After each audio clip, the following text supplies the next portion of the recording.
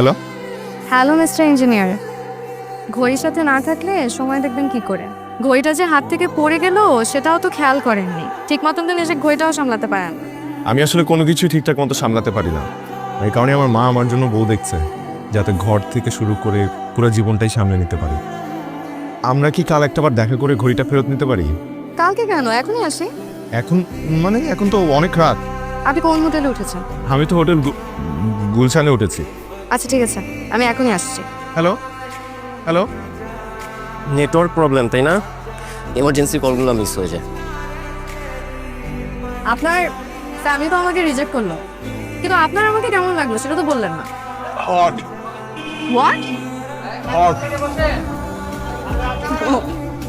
Sweet. মানে? The smile. The smile is very sweet. তাই আমি তো ভাবলাম আপনি আরো ঝালের কথা বলছেন।